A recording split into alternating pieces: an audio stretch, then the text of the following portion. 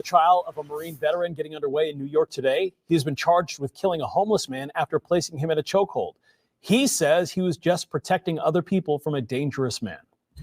This is the moment last year when 25-year-old Daniel Perry put Jordan Neely in a chokehold after he claimed Neely began acting erratically, threatening to kill people in a New York subway train. The three main threats that he repeated over and over was, I'm going to kill you, I'm prepared to go to jail for life, and I'm willing to die. Penny claims he felt the need to protect his fellow passengers, his lawyer saying he risked his own life and safety for the good of his fellow passengers. The unfortunate result was the unintended and unforeseen death of Mr. Neely. But prosecutors say Penny did not need to intervene. They say Neely, a subway performer with a history of mental illness, was not armed and did not pose a threat. We don't want it where you can kill someone because you thought there was a possibility they could do something to you. There was no attack. Witnesses give differing accounts. Some say Neely was making threats and scaring passengers, but there was no indication he was violent. Others say they feared for their safety, one saying nothing put fear into me like that. Penny is charged with second-degree manslaughter and criminally negligent homicide. Prosecutors say he acted recklessly by holding the chokehold for several minutes after Neely stopped moving. A lawyer for Neely's family saying this case is simple. Someone got on a train and was screaming, so someone else choked them to death. Jury selection begins today. The trial is expected to last 4 to 6 weeks. No charges yet for the man who killed a black homeless person by holding him in a chokehold on the New York City subway on Monday. According to the New York Times, 30-year-old Jordan Neely began harassing other passengers on the F train in a, quote, hostile and erratic manner about how hungry he was when another passenger, a white 24-year-old Marine veteran, restrained him in a chokehold. Witnesses say 2 other passengers assisted and held down Neely's arms. Neely struggled in the chokehold for 15 minutes before eventually going still. Paramedics' efforts to revive him were unsuccessful. A medical examiner said Neely died by compression of the neck or chokehold and has ruled his death a homicide. The Marine veteran was questioned by police and released that day. CBS reports Representative Alexandria Ocasio-Cortez tweeted, Jordan Neely was murdered. But because Jordan was homeless and crying for food in a time when the city is raising rents and stripping services to militarize itself, while many in the power demonize the poor, the murderer gets protected with passive headlines and no charges.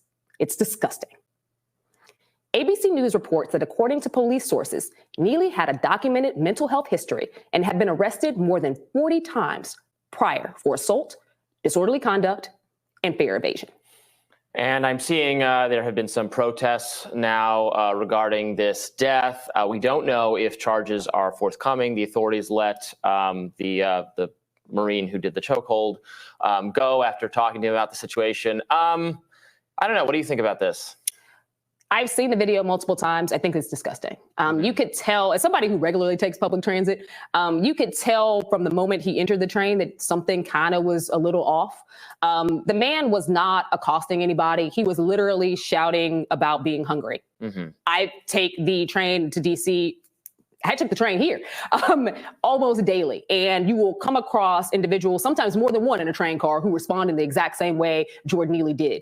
I think that the onus is on those around them to understand what mental health and mental health crises looks like, but also not to become hypervigilant and abusive towards somebody who is having an attack, somebody who is reacting to the environment around them, somebody whose mental faculties are not all there. This person needed help, needed assistance, not to be held down, choked, and basically killed in the manner that he was. Like, that is really heart-wrenching in many ways, because we know, we just talked about it in a previous segment, we know that mental health crises across this country continue to rise. We don't have enough mental health care. We don't have provisions to provide enough funding for the mental health care we currently have. And if you are homeless, your access to it is quite frankly very limited. Heck, people who have homes sometimes have a very hard time finding the type of care that they need when they have mental health issues. So this is just, it's another nail in the coffin for an American system that was already broken, and watching it live, which is a really hard thing.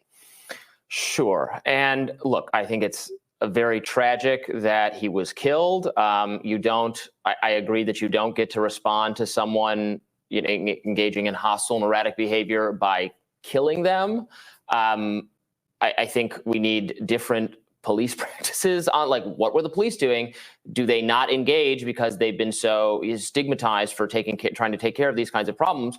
Because I do think it is a problem, the underlying problem of crazy homeless people screaming at passengers, sometimes getting in their faces. I don't know that that's what he did. He had been, as they mentioned, arrested 40 other times for extreme behavior. Look, I've been in those situations before on the train. You see a crazy person starts yelling at people. It is scary. Sometimes a knife gets produced. It does escalate to violence periodically.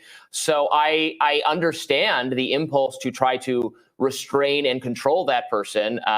That doesn't mean it was not justified or right to kill him. But I don't accept that.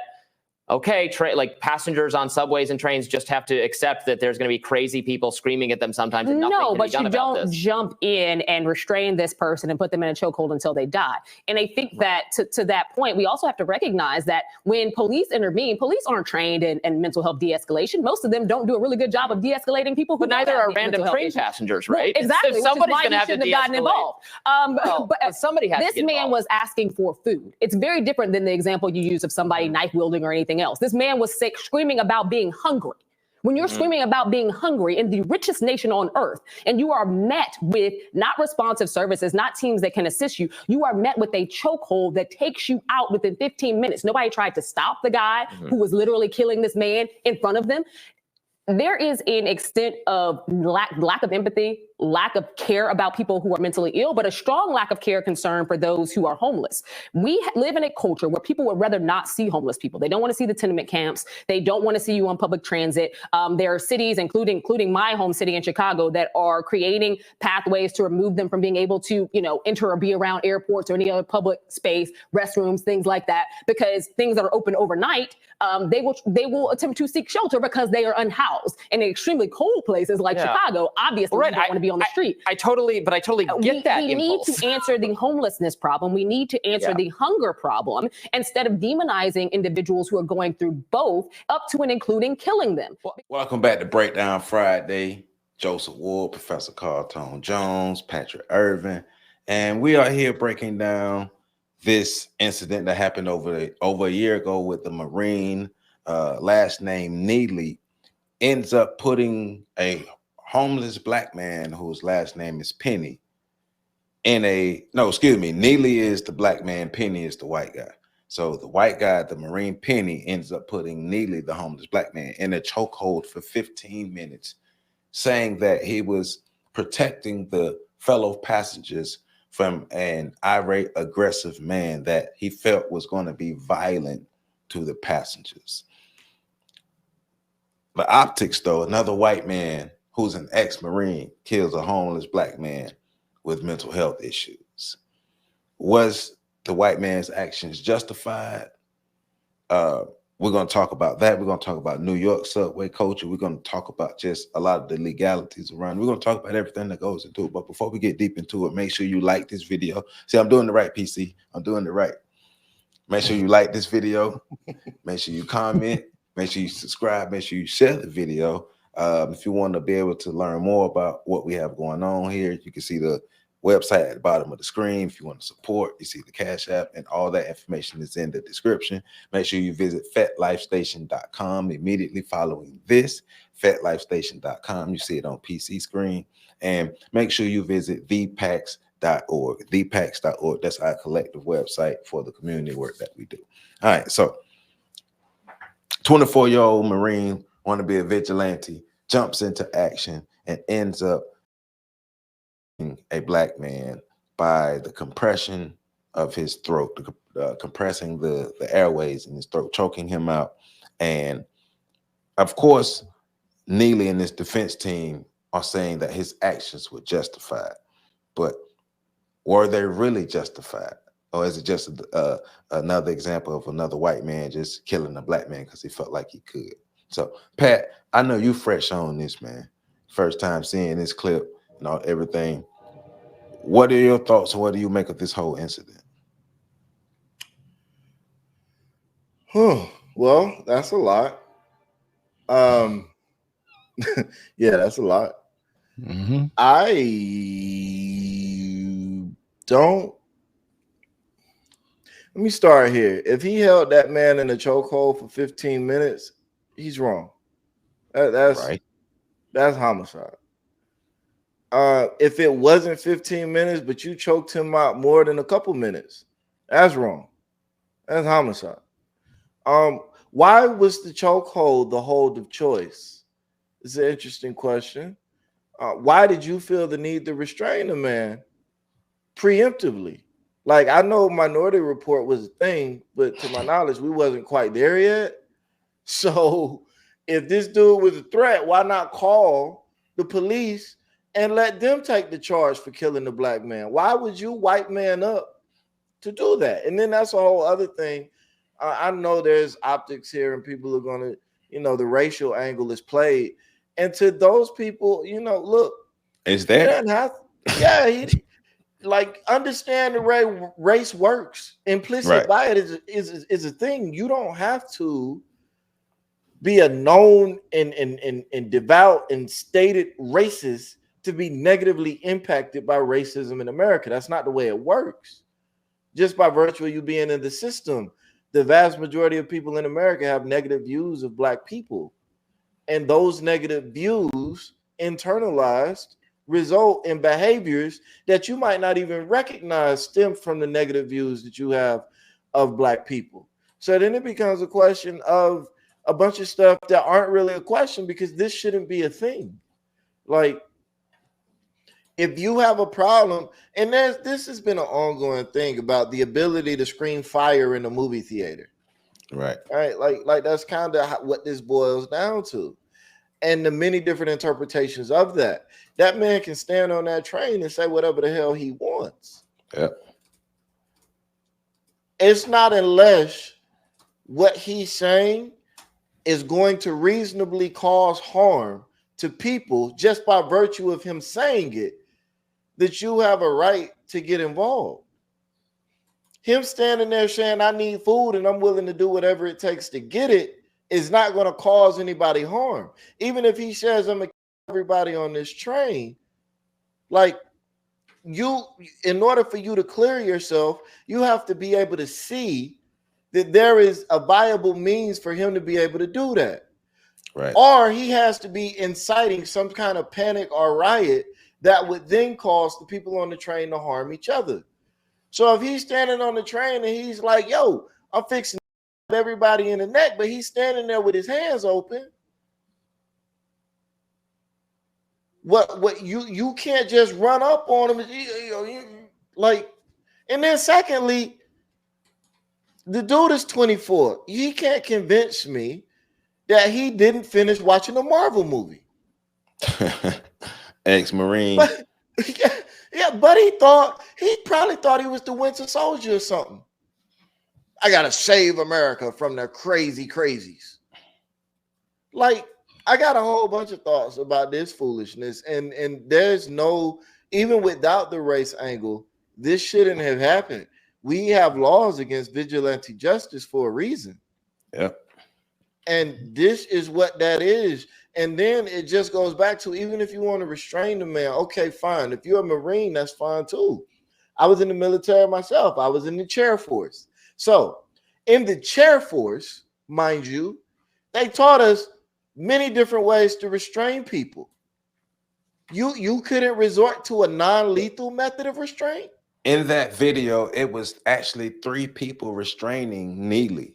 So he didn't have to keep that chokehold on him. He didn't have to put him in the chokehold in the first place if you're trying to restrain somebody. But at one point, you're holding somebody in the chokehold for 15 minutes while 2 other people hold his arms. Right. And so that's where, to me, that's where the rubber meets the road. All the other stuff be damned. Even if this was a white man doing it to a white man. Why was the chokehold the hold of choice? You can't say I didn't intend to kill somebody when you put them in a chokehold. We just went through this with Draymond Green. Yeah. You can't. If you put somebody in a chokehold, your intention is to cut off airflow. Yeah. The long-term impact of that is death. That's having with It's a bunch like, of women with no condoms on and saying, I didn't mean for expect nobody to get pregnant. but it's like it's idiotic to think that, okay, I put somebody in a not like one of these wrestling chokeholds, or not a chokehold that a person who don't know how to fight or defend themselves, but we're talking about a chokehold from an ex-Marine, somebody who know how to choke somebody, because he had to learn how to choke people out for real. But as you stated, he learned other means of restraint. Right. So when you lock on somebody's airway, what do you think gonna happen? Why were you even squeezing tight enough? If you want to say I didn't intend to kill him, why were you squeezing tight enough to cut off airflow? Because he intended to inflict harm.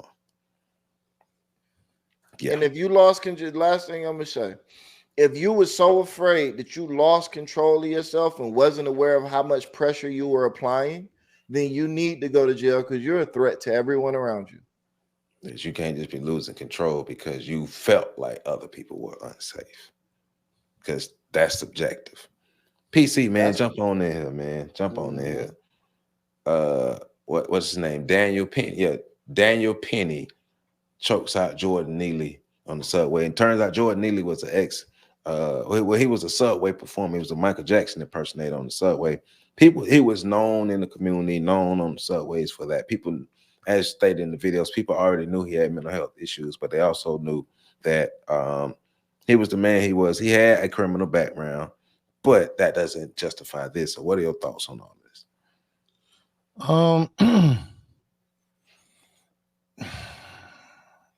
So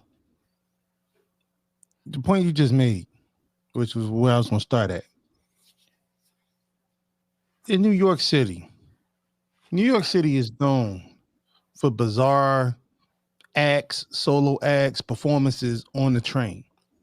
Like if you watch Saturday Night Live, the intro is like people performing on a train in New York City. It's second nature, you know.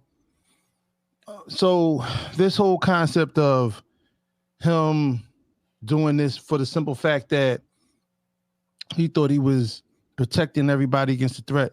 First of all, who the hell are you? The audacity. Dun, dun, dun. Like the audacity. But I understand where it came from. And the caucasity. Yeah, just ride with me for a minute as I take you on this ride. As we get on this, we go through this real quick. Put my seatbelt on. So it takes me back to 2013, 2012 actually, with the murder of Jordan Davis, who was another victim of vigilante justice or vigilante actions in the Florida region, literally 6 months after the execution of Trayvon Martin by George Zimmerman. And I follow both of these cases intimately. And I actually am still the only person to do a workshop on the ramifications of the lack of response to George Zimmerman's exoneration and what that would lead to. Right. Appreciate you. So in regards to that, Michael Dunn, who was the man that accosted and cost Jordan Davis his life that night. Prior to that, he had a conversation with a neighbor of his after the Zimmerman execution of Trayvon Martin. And the conversation went, he can't wait. He wishes it was him. He can't wait until he gets into a situation like that because he's going to do the same thing that Zimmerman did. And it was talking about it like it was a wet dream. That takes me to the infamous author, civil rights activist, James Baldwin.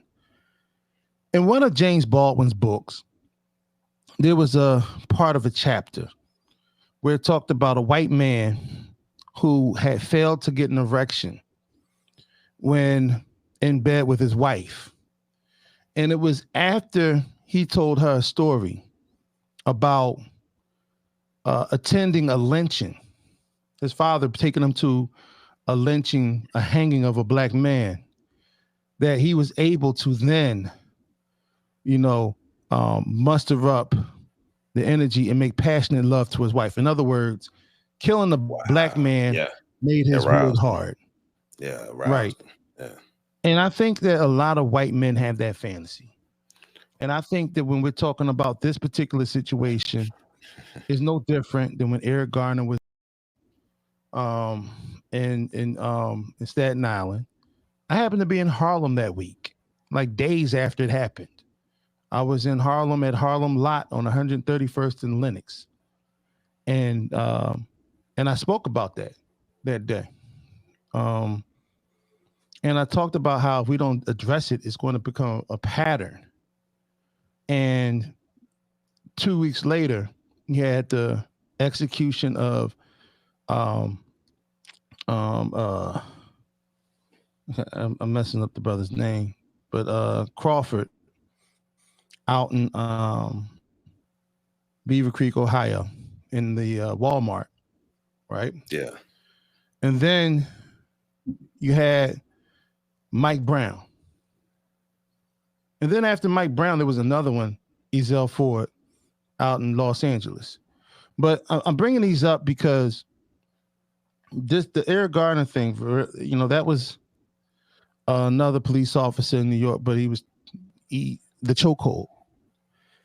And the infamous slogan that came out of "I can't breathe," that became protesting.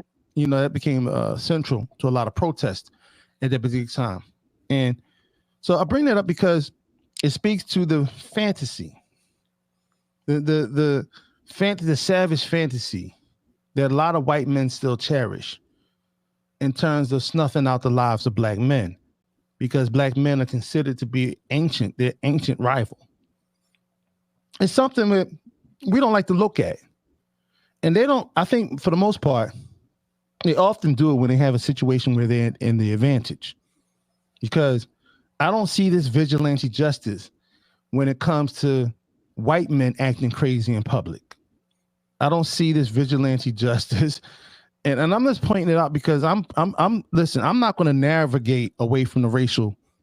It's there. There's no way to get around it. Yeah, I'm not going to. Yeah, so this is, in my guesstimation, this was the ultimate the hate crime. Because this might not even been the first time he's seen this man on the train. Right. Good point. You know what I'm saying? We don't know how often he takes that route. And if he takes that route, we already know that the young brother that's what he did. He rode the train all day long, danced for some change to eat. So this whole, and that's why I took from the media coverage that was shown where they were trying to focus on mental health and homelessness. No. This is a black and white issue. And I hate when I see people try to make passionate arguments about something that I don't believe that they're necessarily being that they're not being genuine with. They're being disingenuous with these particular talking points and how they go about it. And I don't give a damn about how many veins pop out of your neck. If you're not going to spit the truth, then what did DMX say? If you're not spitting the truth, then shut the up. Yep. That's what needs to happen. So, and I don't often quote rappers, but I love DMX. So, yeah, man, where my dogs at? So, in the context of all of this was purposeful. I think he had a fantasy about this, and I also think he felt like he would get away with it. After all, we just saw what happened with George Floyd. Prior to that, that was in the same time frame.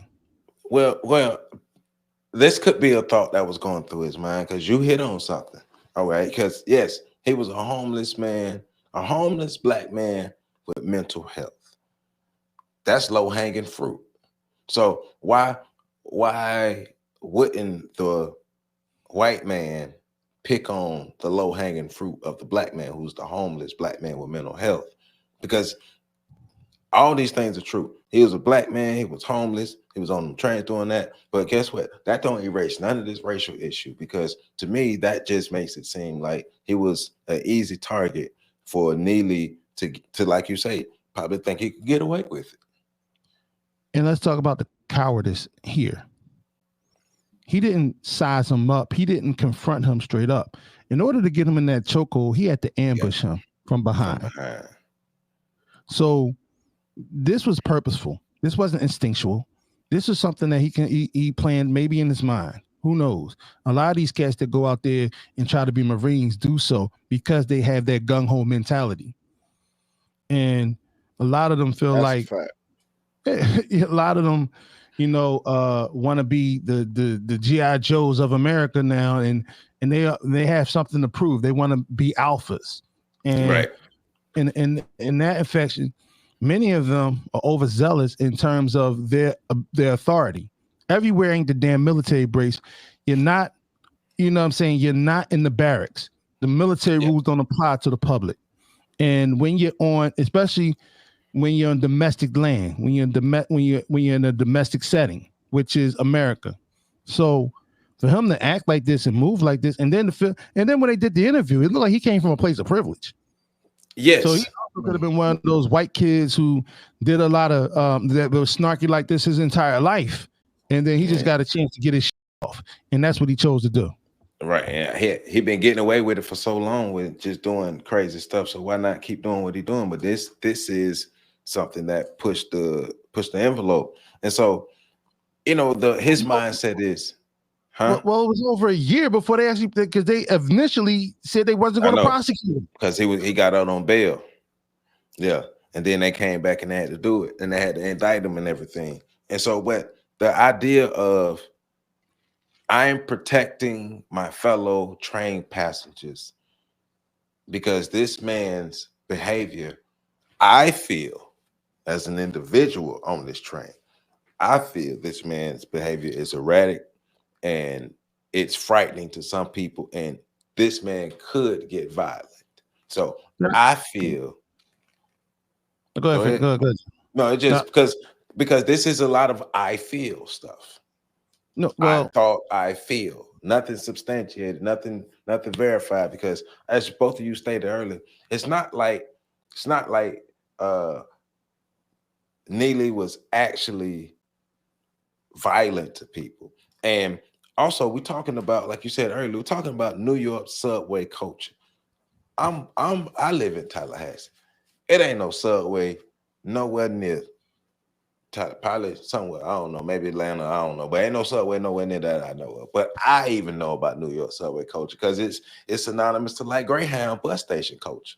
Like you understand the environment that you're in, but also, yes, passengers do have a right to be safe. Feeling is another thing, but you have a right to be safe. But passengers don't have a right to be attacked by other passengers. Most likely from behind and placed in chokeholds because people felt unsafe. Let me tell you two things, right? First of all, in Philadelphia, which is a totally different train culture, if violence is going to happen in Philly, it's going to happen. Right. You can get lit up. You will get lit up quick on the train here. I know people that have been robbed, but like booty ball naked on trains here. I'm sure it happens in New York, but there was a woman who was sexually accosted here. People surrounded the man and got their cameras out while he was accosting this woman. And I'm talking about grape. That's different than what we're talking about here. Yeah, that he deserved to get stomped. And nobody touched him. But the thing is, in the coverage with the black woman and the white guy, right, from the hill. If you notice, the guy, he tried to paint another scenario that would legitimize. Yes, the choking. But this speaks to the racial dynamic that's involved in it. Because as a white man, he might have fantasized, like he actually created a fantasy. Suppose he had knives and and she had to correct him. Hold up, this is not this particular situation. He had no weapons and he was not physically violent against anybody. So that fantasy you created do not fit this. But like you say, that's a part of what they do to justify their deletion of us. But it also speaks to how widespread it is.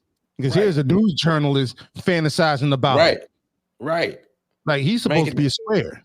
Making it okay. Well, you know, he's not supposed to be a tough guy. He's supposed to be a square. Well, people I mean, I really want to drive unsafe. this point home. No, but I really want to drive this point home. This dude was a total square. This dude was probably the most non-threatening person in his entire high school. And he even had visions of or fantasies, delusions of what it would like putting himself in that situation. Like damn, man, I wish it could have been me. Almost. That's all I'm trying to say. That's how widespread it is. Hey, yeah. When most of these, you have to bleep a lot of this out, Joe. Most of these mass murders in high school, the first time when they go berserk, the first person they aim at is probably 2 black people in that entire school. The black people are in their crosshairs. When Eric Clybold and what's the name in Colorado, when they did it, there was a young brother who was on the football team who told his parents he didn't like the way he was treated at that school, and they made him to go to school, and he was targeted. And when he was targeted, he was killed. Eric Clybold said, "I hate niggas," and zeroed in on him. Everybody else was random, but he zeroed in on him. It's not the first time. The other, Andorra Theater. People don't know when that Batman movie came out and that dude sat in front and knocked off like 12 victims, 12 deleted and like 87 injured. That was a black neighborhood. Aurora, Colorado is a black community. So this stuff is targeted to it. And I'm saying it not for white folk, I'm saying it for our folk. You got to understand what warfare looks like. And when people are in war with you, this is how they see you. They use violence to keep you in check. They'll always use violence to keep you in check. This is worse than keeping us in check. This is, if I got a chance to take one of you, I will. Right. But me taking you out gonna make the rest of y'all fall in line. I don't think they care about us falling in line. They care about the fear part, but it's just that's the collateral that comes with the fact that they have bloodlust fantasies of ending us. Hey, I mean, I get you. I get what you're saying, but I'm just, because it works. It works. So, but it's something you said earlier made me think about what Dr. Frances Cress Welsing wrote in the ISIS paper when she was talking about the white man's obsession with the black man's genitals, because she was talking about the man getting aroused. Say it again. She called the gun the equalizer to our genitals. Yeah, but she, when you was talking about the man getting aroused by a black man being deleted, and so the white man has always been obsessed with black male genitals and the sexuality around the black man and stuff. So there's validity there, especially coming from the school of thought of Dr. Frances Cress Welsing, because it's that step into white manhood to be able to, have that domination, have that power, and then have these souvenirs. Hey, I have a whole male part in my jar on my thing. Look at me, I'm powerful. But this also gives me power. So yeah, they different. What you say, Pat? With regards to what? Everything, dog. You over there quiet, dog. We don't like that. No, I mean, I was letting y'all cook up. You talking about white men and their fascination with black penises. I agree with what PC is saying, though. I do think like the power fantasy that they have, especially when it comes to the image that black men have as being kind of ultra masculine, the threat, the big, strong, able to dominate white guys. Yeah, it's like you think about the movie Predator, right? Like in the movie, the Predator only wants to hunt the biggest, baddest targets. And the predator, it doesn't matter. The predator doesn't mind having all of the advantages that it has. If you think about it, it doesn't matter who the predator is hunting. The predator is at an extreme advantage. Right. But they still feel like the ultimate hunter while they're hunting with that extreme advantage. And I think you see that in these white men who do these types of things, whether they're a part of the group or not. The fantasy exists. And I agree with PC when he talks about the fantasy. I think that's something black people have to contend with. And that's why I was saying what I was saying about, look, stop trying to rationalize it as this white man has not espoused the beliefs of white supremacy. That doesn't matter. Doesn't matter if they've stated it or not. It's actions. The fact of the matter is that's programmed into American society. So unless he's going through a situation that has programmed it out of him, well, that's because our idea of racism is verbal. No matter this long history of what white people have actually done to us, our idea of racism is what somebody say to us versus what they actually do to us, and that's what get us some of these situations here where we have this skewed view of what's actually happening in the world. Our idea of racism is immature. Yes, very. It's not fully developed, not fully formed. And at this point, it's aging in reverse. It's Benjamin Button. So go ahead, PC. Nah, this is the ultimate white man's fantasy.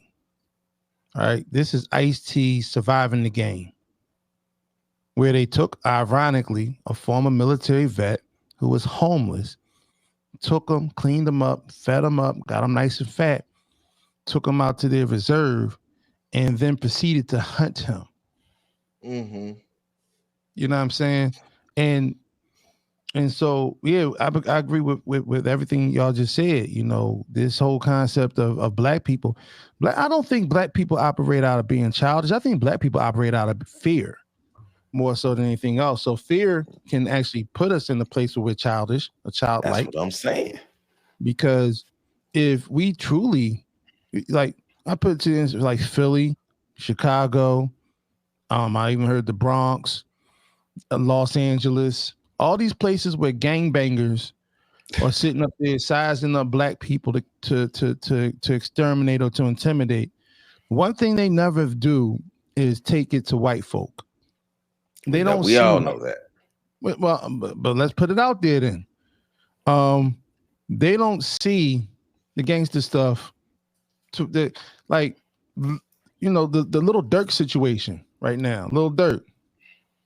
He just got federally indicted for possibly putting money on somebody's head that caused a horrendous and terrible, you know, tragedy in Los Angeles. Mm-hmm. All right. Now, whether people talk about, well, he did it for this, who gives a damn what he did it for?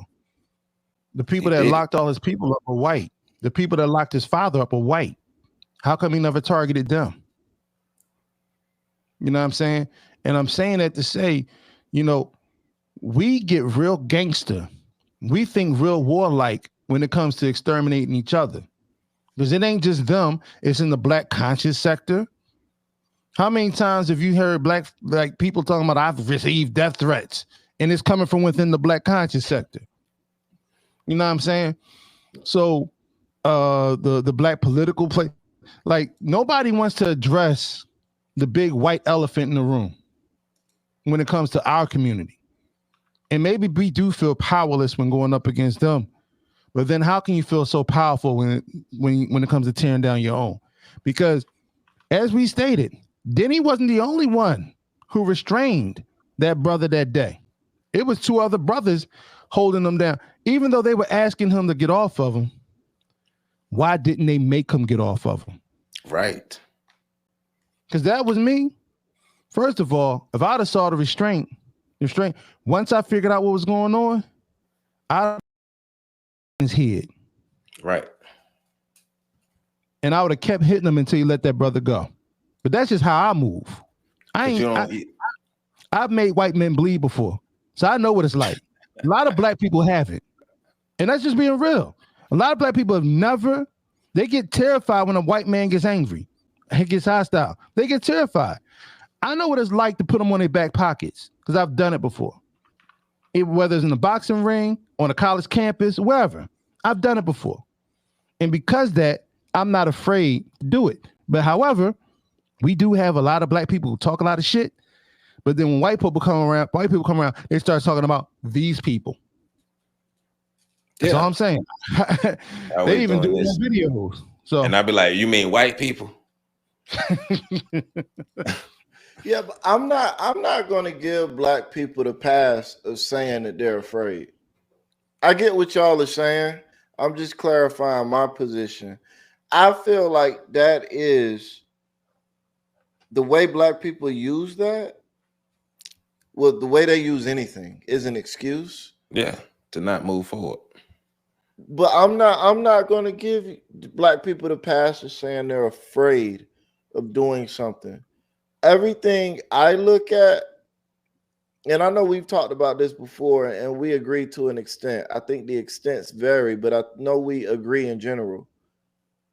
Immaturity fits so much better than fear. And I understand fear could be one of those driving factors that drives immature behavior. When I look at the way black people move as a group, the way the things we celebrate, the things we represent, the things we allow to be representative of us, like we always talking about this small minority of black people that represent the lowest common denominator. Like they're on the lower rungs of black society, but they define us for everybody, including us. You see all the time this rush to the bottom in the black community. And those at the bottom have the most pride. Like they're the happiest there. Now, yeah, they want more money, they want more resources, they want more things in order to make their life better. But in terms of the culture they exist in, the way they move, the way they dress, the way they speak, they're proud of that. And we see us trying to mimic that all the time. People get wealthy, and where they have resources to actually do something and move something, and the very first thing they try to do be hood is appeal to the lowest common denominator and try to make themselves out, I'm just like them. I'm so authentically black. Yeah, that slumminess piece back in effect. Like, where all of a sudden they take on that white attribute of, I want to slum it with the Negroes. Right. So I'm going to go down here and slum with the Negroes. Right. And now you got these upper class black people financially and even academically. When they get in a room full of black folk, they don't speak as if they have education or as if they're proud of their accomplishments. They try to dumb it down and come down to this level, and because that's black. To me, that screams immaturity. Like the only people proud and following what teenagers do are the people that aren't aware, aren't proud, and haven't matured enough to be good with being an adult. I don't go into a room full of kids and try to talk like the kids. I go into that room full of kids, and when I leave, they talking like me. There you go. Influence, proper influence. Yes, sir. But like you say, immaturity. But that immaturity leaves us vulnerable. That immaturity has also been one of the factors that has prevented us from doing what we need to do on our side to better protect ourselves. This man was another vulnerable man, another low-hanging fruit seen by this white boy, and he was picked on. He was picked off by this white boy. And it's unfortunate because another black man lost his life to the actions of some deranged terrorist. So let me tell you, okay, so, and Pat, I wholeheartedly will take what you just said into consideration, right? And I think it's a combination. I don't think it's a one-all. Right? I agree with that. I watched the video a police officer choking the brother in Baltimore, and a white dude out of nowhere, like came up, sized the officer, and smooth knocked him all on his back pockets. Right now, this white dude got locked up, and they beat the hell out of him, but he probably saved that brother's life that day. And so when I talk about the fear part, that's what I'm talking about in regards to like in the moment. You know what I'm saying? Like I've heard a lot of people who regretted watching George Floyd die. But in the moment, they didn't do anything. You know, then there was, but I get it though, because there is a level of immaturity when you're speaking of it from that perspective and not looking at it. And as a child, and if you think of Black people collectively as a young race of people, and I've been having these conversations, because we've been having these conversations. So I've been having these conversations off the book with other people, just explaining to them who are still confused about who we are. We're a very young race. We're a new creation. And when I say very young race, less than 500 years is young. And so when less than 1,000, be honest with you, but in this era, this thing where we have had to construct a culture, had to construct more ways and folk ways, where we have had to construct all those different things. We are very immature as a group in regards to the people we're dealing with. Racially speaking, if we're putting it in the age of a lifetime of a person, like, and we've talked about this as well. We're probably preteens dealing with adults. You always talk about the arrested development. Yeah. So, and therefore, when preteens meet up with those who they consider to be in authority, it does invoke fear sometimes. If it doesn't invoke rebellion, but the first instinct is typically fear. So like I said, I get that, but hopefully, because I'm starting to see it politically, where Black people, specifically Black men, are no longer being bullied. Politically, socially, we're no longer being bullied, and you can see that with all the people that are coming out now trying to shame Black men or trying to get Black men to have other people admonish Black men. So you're seeing it. I think that one of the things that and it's hopeful is that as we are starting to make everybody be accountable, that we also start making white folk be accountable to how they're treating us. Right. And understanding, because this is why I use the language. War has been imposed upon us for centuries. It's not stopped. This is how you deal with people in war. Like you said, Joe. You keep people in line by doing things to impose more fear. I agree with that too. Not that I don't agree with the fact that they're going to the bloodlust is real. It's you're 100% correct with that. Yeah, like I've heard stories, prison stories. The history behind it. Oh, not only history. You're talking about people who have bloodlust with themselves. The only reason they're not doing it to each other is because they focus their angst on us. Do it to us. Yeah, it's easier to do it to us than do it to them. Hence, there's a reason. There's a part in history called the Dark Ages. That's all they did. You call it vandalisms. Well, that came from the Vandals. It was about how dark white people were, not because they ain't had no lights. Yeah, I'm saying, you talk about all the different carnage and different ways in society. Like they talk about the Celtics, like the Celtics were a people of honor and integrity. No, they were savages.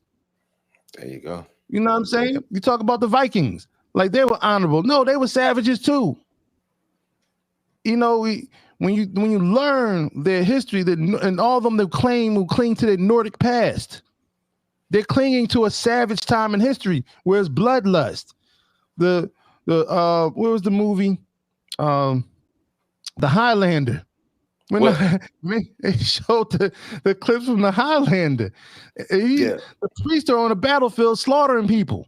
But it's important. I'm glad you're hitting that up because it's important for people to understand the bloodlust that white people or Europeans have always had, period. They've always had a bloodlust, period. But now we are their foes. We are their arch enemies. We are the ones under their thumb, and they can act out their bloodlust on us with minimal penalty.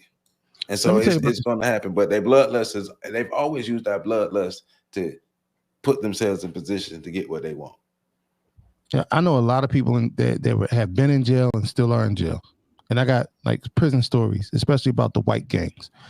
One prison story that stuck to mind that I think about all the time is how they trapped this one brother in between two hallways. The guards looked the other way. Mm-hmm. They were able to manufacture weapons in the metal shop. They bludgeoned this black man to the point where he didn't have a head left. And they started bathing in his blood. That's not just a shank and a twist or a screw or trying to break it off in somebody. He was going. And they still kept stabbing. That's the stuff I'm talking about when I talk about like the bloodlust that they have. It's neurotic. It's like you watch the vampire movies and they bite somebody and they in Inferior or the angel cream that they talk about certain people taking now because they slit their throats while in the midst of fear and they're able to draw from the adrenaline in their blood. Hey. This situation right here, it fits. The man was subdued, disabled. Yeah. He was subdued and disabled, and he kept choking. You don't have to choke somebody for 15 minutes. Right. He had to feel the life leave his body. Right. Exactly. Took the words right out of my mouth. Exactly. That's and not the way normal. we react to it, it's juvenile. It's childish. We scream and holler. Oh, we want to be heard. I'm mad. Right. We got to bring awareness to this. I mean, well, white people already know that they have this bloodlust. So I mean, you telling us right now, telling us ain't gonna do nothing because we don't have the power to protect ourselves. Hence this situation. But many more like it. It's and the reason I say what I say, I liken it to a child, right? That is I liken it to a child, right? When a child's needs aren't met and a child has no ability to meet its own needs, that child will act out. It'll express the only way it knows how. If we talking about a toddler, it'll scream and yell. Yep. If we talking about, a older child, not quite an adolescent, it'll mope and pout. We're talking about a teenager, it'll get mouthy. It never does anything because the child doesn't have any power to do anything. Mm-hmm. But all it's doing is screaming, all of these help me screams. Please help me, please. Somebody with the ability to do something needs to do something because I can't do anything. And the problem you have with that is if nobody ever teaches the child how to exert agency, then the child becomes an adult that still can't do anything but run their mouth. That's us right now. You talk about our superpower again. Yeah. Oh yeah. Well, we definitely dun, dun, dun, dun. Yelling man and woman. Right. Like we have amazing capabilities to exercise without losing weight and to scream without being heard. Mm-hmm. Amazing abilities. Mm-hmm. You know what I'm saying? Like absolutely astonishing. We just got to figure out a way to use them for our good. Yeah, not just for big backs. Well, the brilliance of that analogy is that if a child is mad and it can't take it out on his parents, it'll take it out on his siblings. On others, yep. Those weaker than them. Those that they view as weaker than them. Yo, y'all brothers are kind of smart. I don't know if anybody man. told y'all. Hey, Y'all brothers man. kind of Pat no be wonder eating y'all his Wheaties. y'all got fan clubs in the comments, man. Don't do that. Don't do that. You Pat be triggering eating me, his man. Wheaties. Hey, man, shout out to all the ladies that love Pat in the comments. Don't do that. Y'all triggering me. Un poquito. Hey, we just learned about y'all. All the ladies that love Pat in the comments, shout out to y'all. We just learned about y'all. Stop that. Third-party information. Yeah, y'all are not helping at all. Hey, anybody who y'all like black men in hats? I'm gonna need a therapy. You know what? There you go. There you go. Black man in Joe's hats. favorite item is a turtleneck. All of y'all should buy Joe a turtleneck and send it to him. You see how that we can spread trauma around. Hey. You would go to the turtlenecks. All right. Yeah. Touche. Yeah, we can spread Touche. trauma around, my good brother. Hey, I'm gonna put Pat email in the comments. So hey, because we all black, right? And what do black people do when they get mad? They lash out at other black people. See, even with what we're doing right now, we fit with the theme of the show. Yeah, he want to give me a turtleneck. Hey, y'all don't get my brother no turtleneck. Please don't. I would not like don't you. do that. Don't do that. And we doing the boy stalkers, so don't be stalking, y'all. Right. Don't do that. Then I'm gonna have to go see about you because I did it. And so yeah, we I'm to mail it. I will mail every turtleneck to Pat. Hey, if they fly, I'll rock them. Hey, they not gonna fit you, bro. I'm too slim. I'm thin. They not gonna fit you, bro. I'm dropping weight at an astonishing weight. Yeah, I'm losing weight. I don't know that I'm really black though, because like I work out and I actually lose weight and I yell and people hear me. So I don't know that I'm truly a colored. I maybe think about it sometimes. Maybe you African American. You know what? It could. What is Kamala? Can I be what she is? And she Indian. She's pseudo black. She whatever she feel like pseudo being. Black Indian. She black. I want to be whatever she is because they could be president. But I think in her case, her sorority is her race. So, well, they watch. They watch join Greens in the bathtub. So, you know, if you watch Greens in the bathtub, you can be Kamala. Man, that's just nasty. Don't know black people do that. Who, man, that's just nasty. There ain't nobody. I've never heard of a black person washing greens in the bathtub. You know how many people would not eat your food?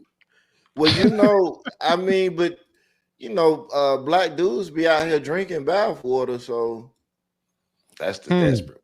Oh man, we was just talking about that today. She's gotta have it. Hey man, if you think about bath water, bathing water. I'm just saying, bro. Like we are so far off topic right now. It's all good, man. We didn't beat the horse down. So ain't no. Yo, horses got to make good meat. Hey, I showed school days to my college students, man. I couldn't get over how beautiful the women were in school days. Like I was too young to appreciate it when it came out in '88. Not me. I was way too young to appreciate it. I was 14. I was young and nasty. Bruh. Wow. Even the ones with makeup on still look like women. It was amazing to me. It was fine. Bruh. Oh my God. And the chocolate sister that it was Lawrence a few Fishburne. Yeah. It was a few chocolate sisters. Even Spike Lee's sister was cute. So but yeah, shit. Okay, let me stop. Okay. Yeah. Look here, black people.